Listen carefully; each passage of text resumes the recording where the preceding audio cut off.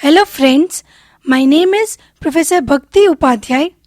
I am working with LT College of Nursing, Churchgate, SNDT University as a visiting lecturer for sociology.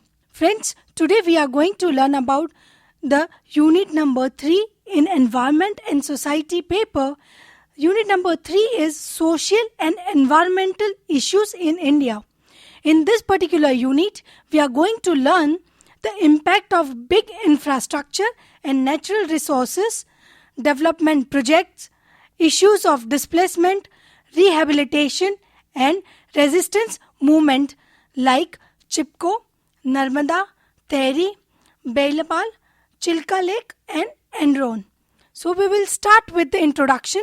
Environment and development, nature and man, living and non-living things are all parts of our universe. Since time immemorial, man has been worshipping the nature, trees, mountains, rivers, the sun and the moon, sky, stars, Mother Earth, and animals, etc., with a sense of belongingness and out of fear as well. This precise relationship made possible the survival of a man.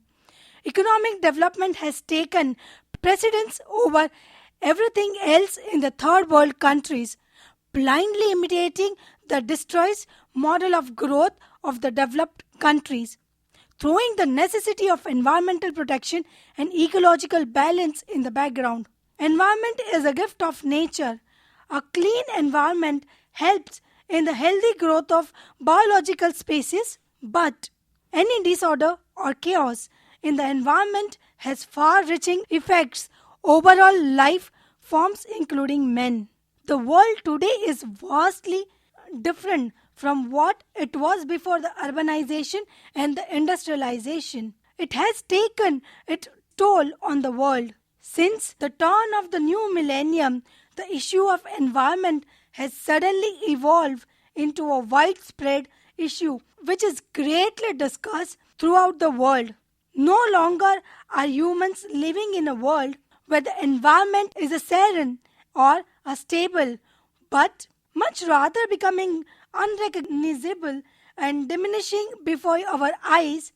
The plants, trees, and the flowers are life form which God has created for us to enjoy its beauty. But it is now solely up to us and many other organizations to protect, to preserve, and to respect how fragile our environment really is. One of the most evident problems associated with the environment is the issue of logging of trees, mainly in undisturbed places such as Amazon basin. Trees are considered the lungs of the earth. They recycle all the polluting carbon in the air and return oxygen back into our atmosphere, creating a stable cycle of carbon in our atmosphere. However, the impeccable rates which trees are being cut down in our forests have grown to ever increasing and alarming rates. Trees that are made way for farming are burnt up, releasing deadly amount of carbon and thus leading to a problem of global warming. As its name suggests, the world is slowly warming up, and without any notice, the environment which God has gave us will be slowly eradicated. The daily lives which humans carry on about every day are also a factor influencing on our environment and global warming. Natural hazards are the outcome of the Earth's natural system to balance the ecosystem. These are the part and the parcel of the natural processes but attract our attention when there is an increase in their frequency and intensity which may be affected by the activities of a man. Earthquake, floods, cyclone, droughts and famines and landslides, etc. are some of the natural hazards in India which are of great concern to us because of their devastating roles. Dear learners, now we are going to see the impact of big infrastructure and natural resources or development project. Environment means the surrounding, the land, water, air, plant, animal, solid waste and other things that are surrounding us, constituting our environment. Man and environment are closely intertwined with each other to maintain a balance in a nature. Different group of people working in a different areas express it in a various way. When physical scientists talk about the environment, they generally refer to the physical environment that comprises the three interlocking systems: the atmosphere, the hydrosphere, and the lithosphere. The biologists often refer to the biological environment consisting of all the living organisms of the biosphere. Similarly, social scientists refer to the social, cultural, economic, and the organizational environment. Hence, environment may be defined as the sum of all social, cultural, economic, biological, physical, and chemical factors surrounding the man to give the necessary protection to him. There are two types of environment we may come across.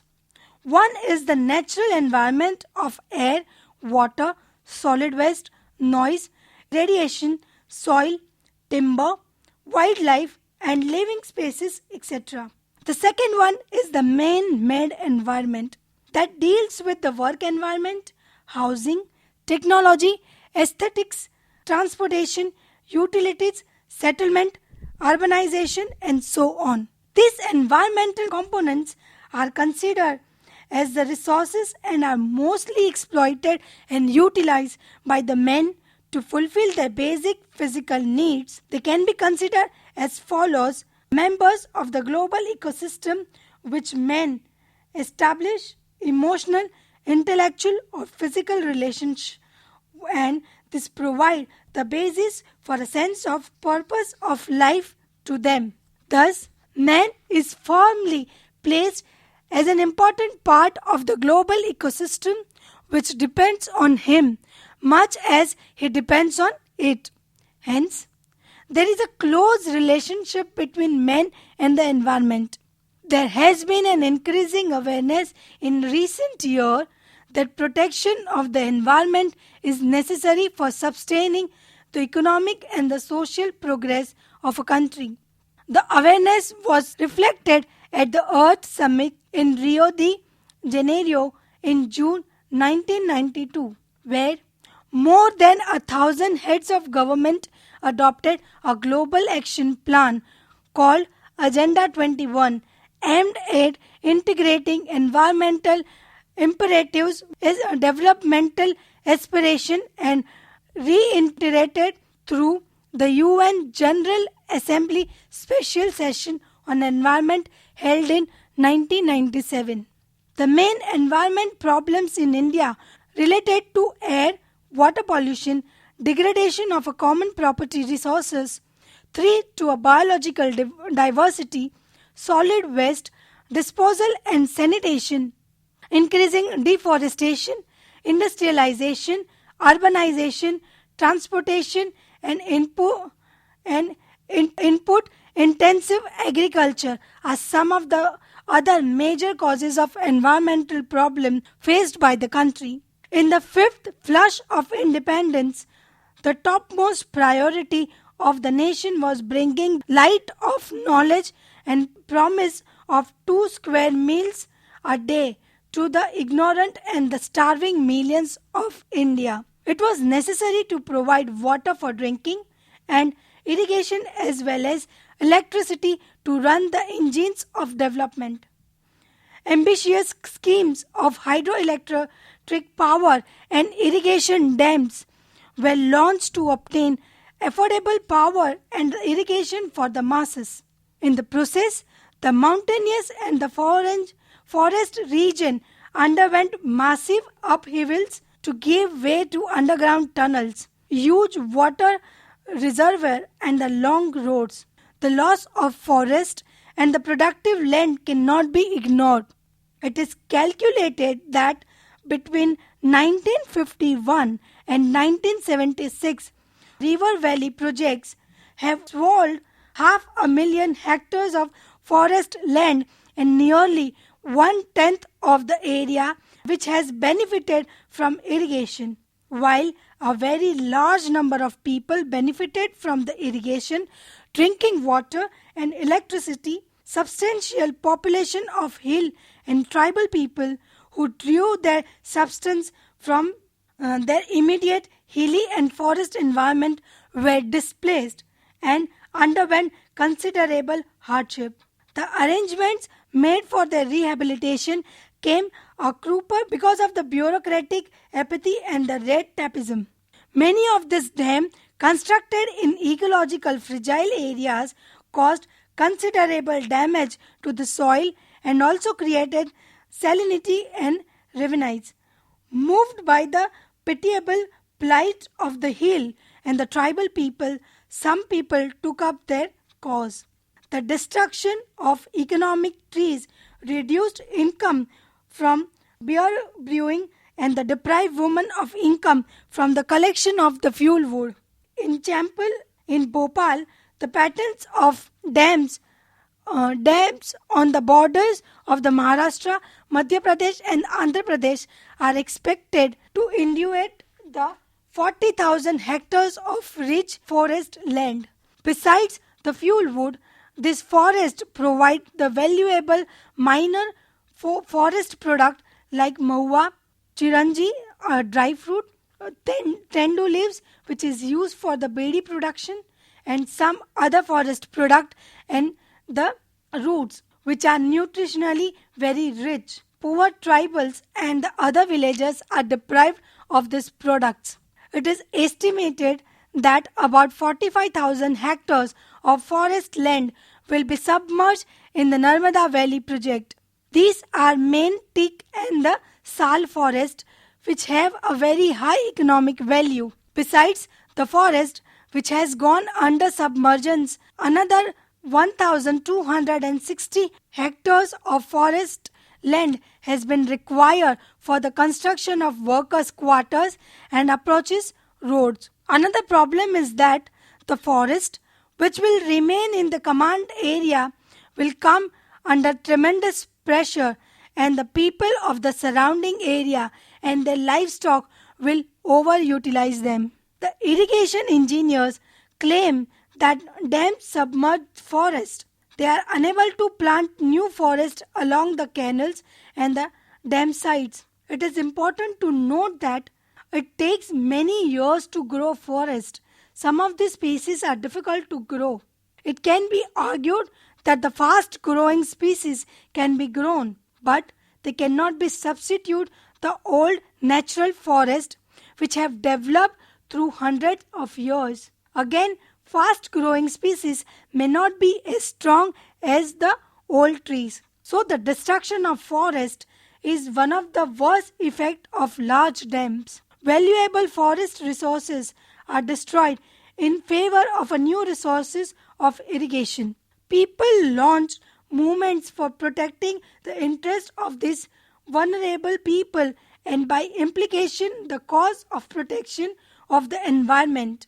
Two of the better known movements are the Chipko Andolan preventing cutting of forest trees and the Narmada Bachao Andolan, the movement to save the people living in the valley of river Narmada from the displacement due to the construction of a massive dam. While the first 3 decades after the independence have been characterized by an unrelenting demand for expansion of irrigation facilities, water supply, chemical fertilizers and electricity for developing agriculture, industries and thereby the general living standard of the masses. But the last 2 decades have witnessed a growing stridency on the part of environmentalistic seeking preservation of the flora and the fauna and the protection of the ecological fragile habitation of the hill and the tribal people of the mountainous and the forest region.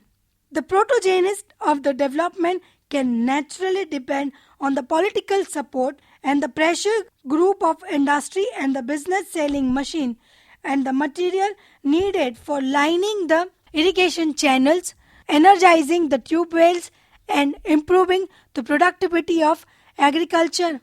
The environmentalists derive their strength from the poor, hill, and tribal folk living in a symbiotic relationship with the immediate environment, and to some extent from the unorganized and the silent citizenry frightened by the hazy but the certain prospect of environmental degradation due to denudation of hill, erosion of land, and salinity of river basins.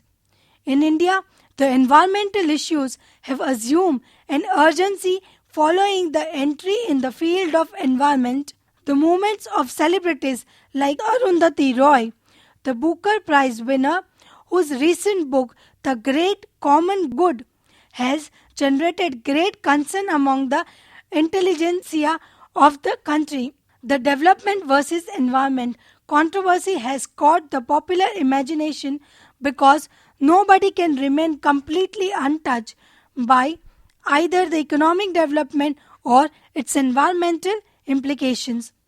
Closure of hundreds of industrial units in Delhi by the order of the Supreme Court has been lauded by the white-collar workers of Delhi, as they may be saved to some extent from the atmospheric pollution caused by the industrial units. It has, however, cast a long shadow of fear, anxiety, and uncertainty on the lives of thousands of the people who had so long been deriving their substances from this industry attendant business. Government plans for relocation of this industrial unit in another area have come to a cropper.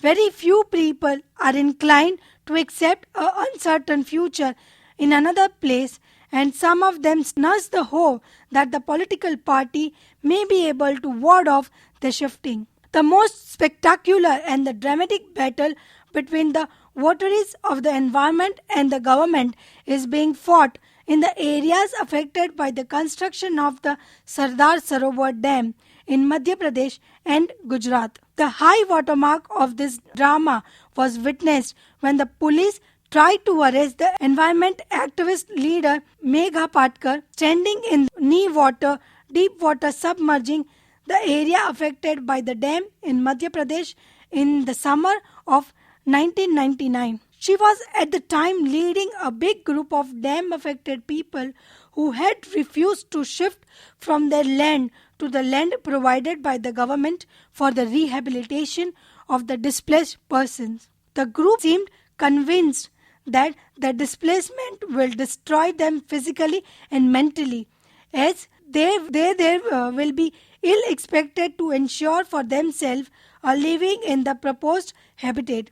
Their main support, the cattle, cannot be sustained by infertile and arid land of the proposed settlement. The protagonist of the development reel out the statistics of alternative land side made available to displaced person, as also of the monetary compensation paid to the displaced person so as to enable them to take up the self-employment. The specialized government agencies set up to help the displaced person are reputed to be seized of their problems and are ready to redress their grievances.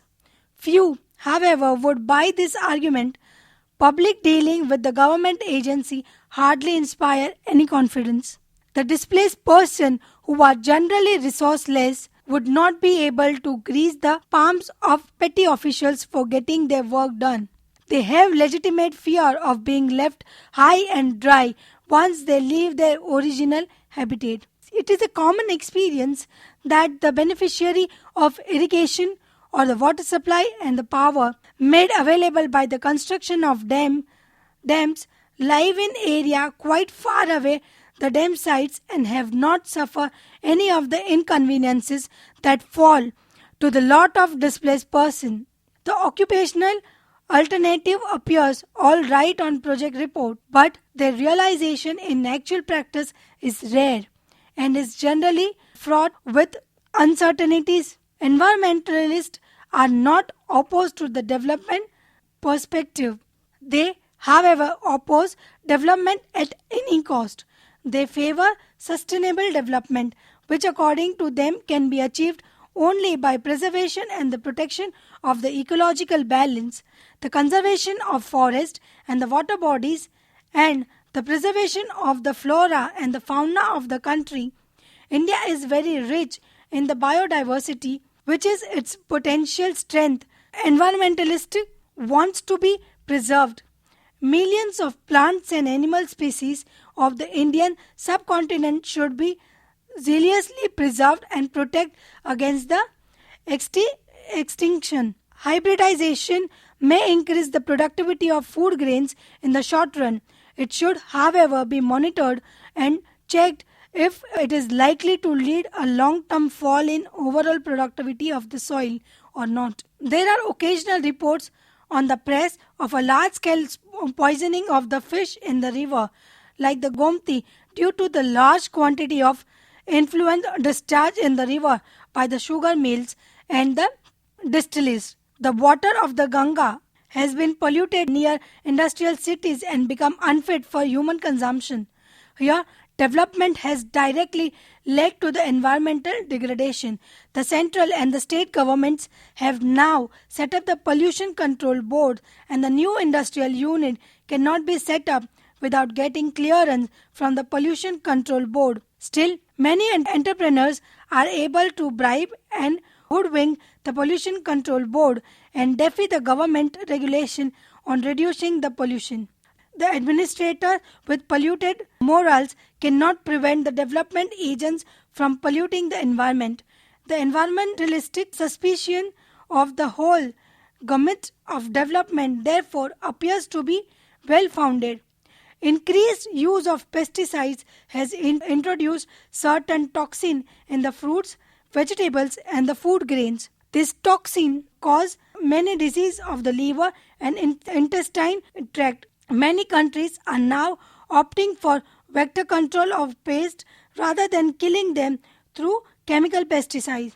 Similarly, the harmful effect of chemical fertilizer are also preventing many well-off farmers to discontinue the use of chemical fertilizer and to opt for the biofertilizer. Bio-tea is gaining in popularity in many parts of the world. Progressively, more area is brought under the cultivation of a bio-tea in the eastern India. Bio-tea is also being exported. Bhopal gas tragedy, which was caused by a leak of poisonous methyl isocyanide gas, was a great environmental disaster caused by the unrestrained industrialization. Even after the 15 years of the disaster, the victims of the disaster are yet to be rehabilitated. The greed of the men of a business is unbounded and blind. It has often led to the total neglect of environment or the public safety. It has led to a conviction among many people that the development purse is undesirable and disruptive of environment. Since the atmosphere and the environment are not divided according to the national boundaries but are common to the entire global community, only international united efforts can impact the global warming and the ozone layer depletion. Those countries which are contributing more to the environmental degradation have to make greater efforts and exercise greater abnegation in their consumption pattern to reduce the rate of pollution. The rich countries like USA have not been able to reduce the consumption of the fossil fuel, the largest contributor to the environmental pollution. It is quite unrealistic on the part of this rich country of the northern hemisphere to expect the poor and highly populated country of the third world to be substantially adopt the high cost alternative sources of energy like the solar and the wind energy. Unless the north largely share the cost of renewable sources of energy for the entire world, there is no realistic scenario of any tolerable level of pollution in the foreseeable future, and the rich of the advanced nation will also have to suffer the environmental disasters like the heat wave in the USA in 1998, which killed hundreds of American citizens.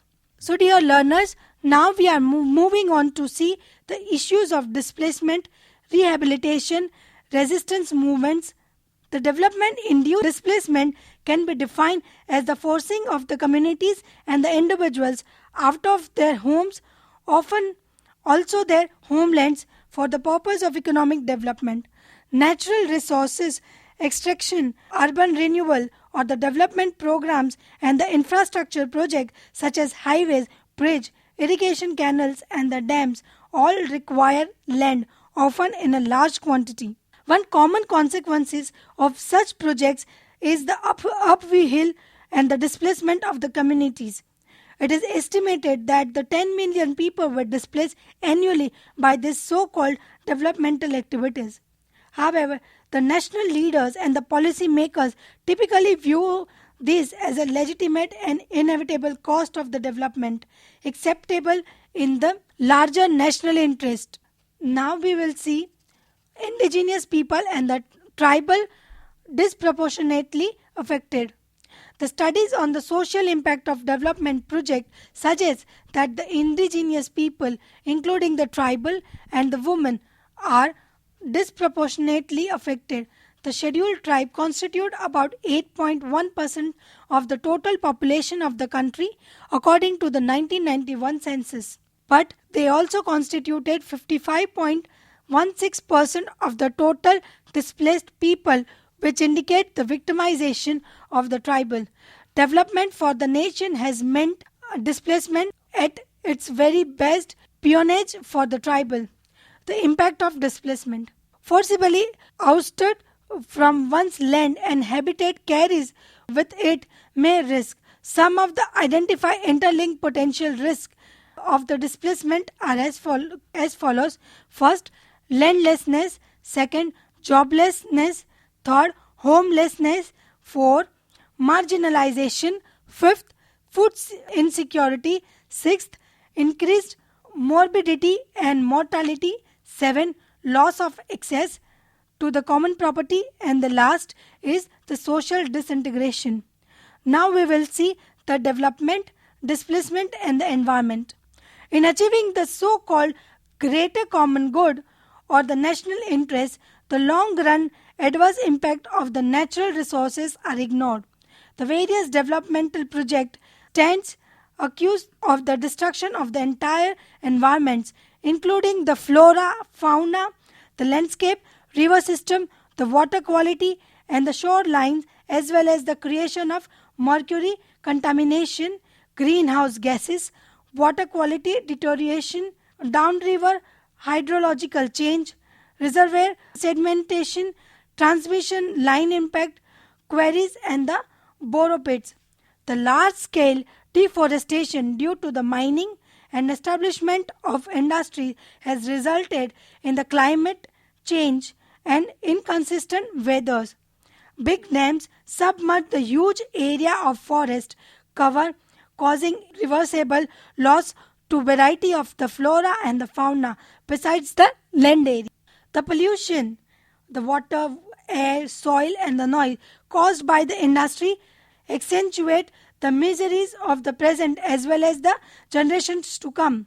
No wonder that the environmental impact assessment of most of the big and the mega projects reveal that the such hyped and the appreciated mega ventures are nothing but surviving at human and environmental cost.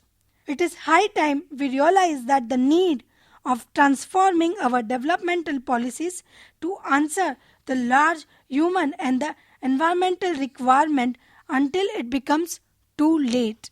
Now, dear learners, we are going to see the human right challenges that arise in the relation to the development induced displacement. There is no doubt about developmental benefit of any planned project, but this cannot be weighed against human rights, thus have to be considered independently.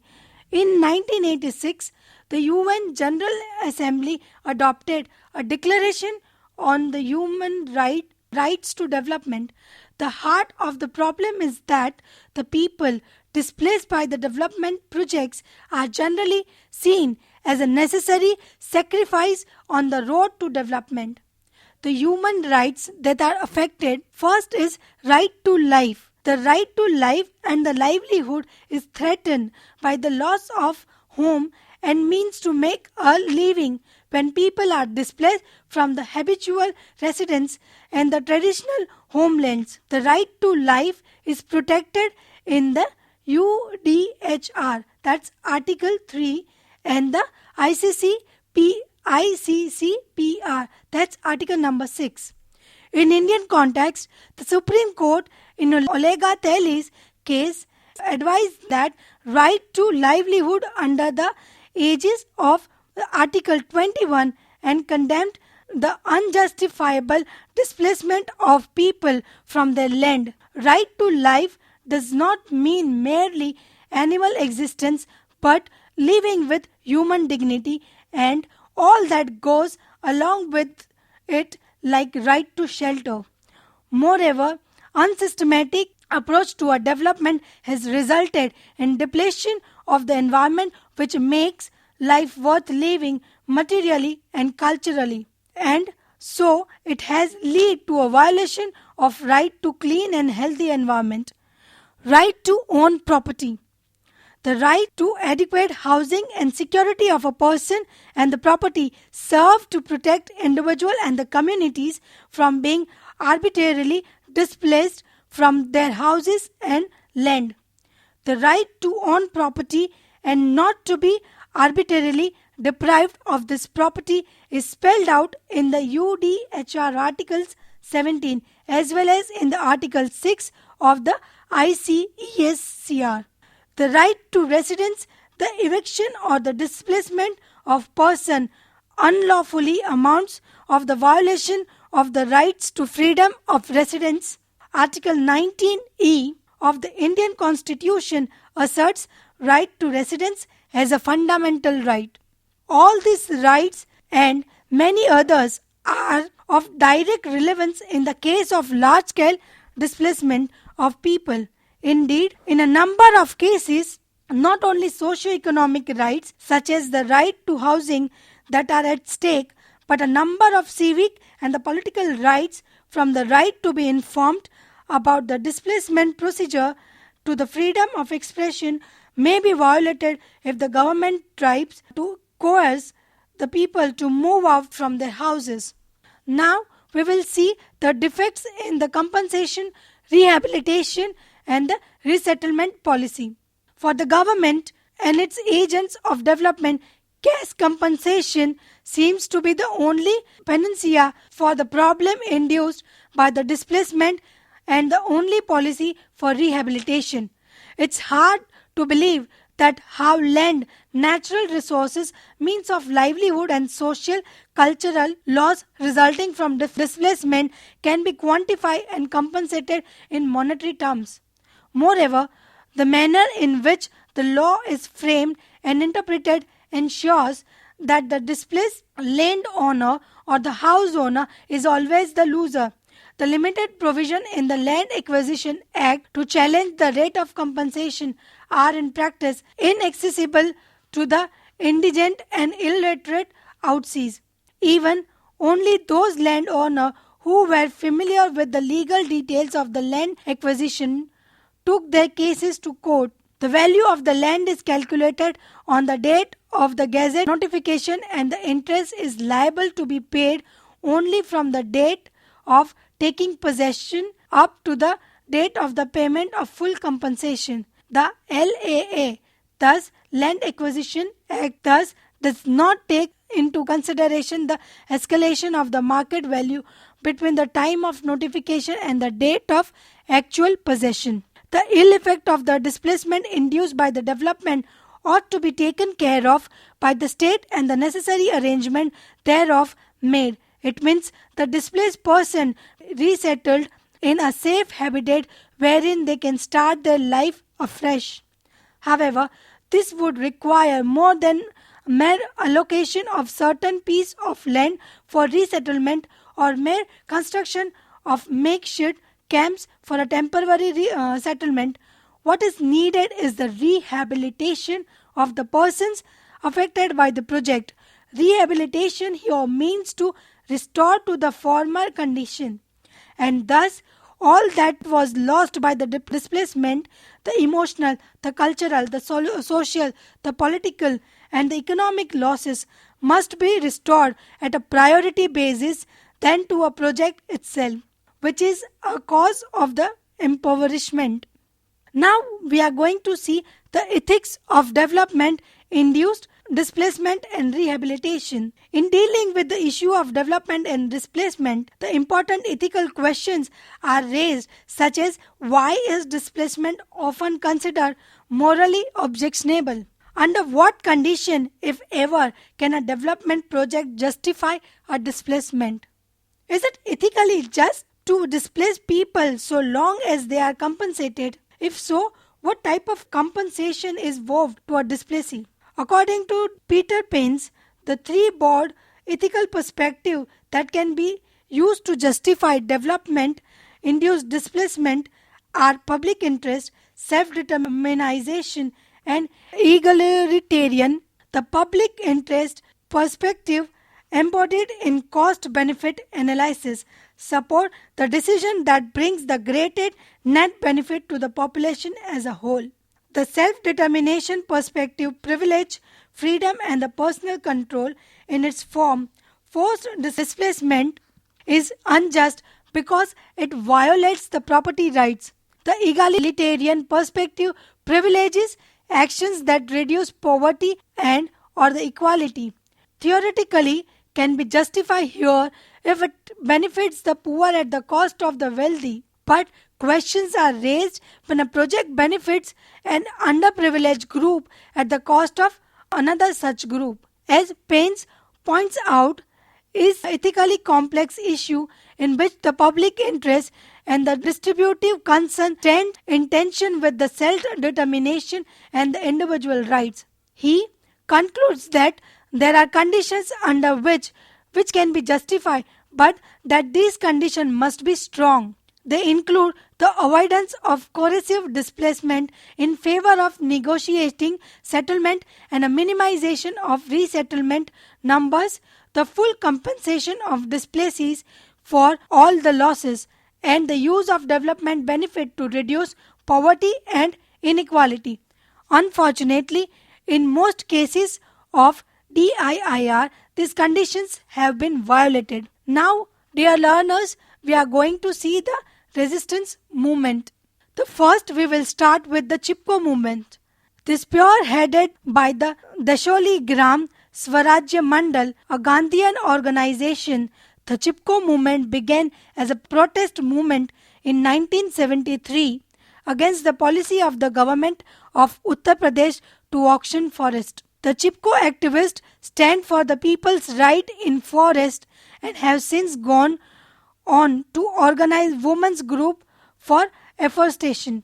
The Chipko, essentially meaning a hug the trees to prevent the felling, remains the most favored environmental movement in India. It was launched by the Sundarlal Bahuguna and the Chandi Prasad Bhatt. As a sequel to the above movement, the several wildlife sanctuaries have been carved out and poaching in these areas have been made a cognizable offence.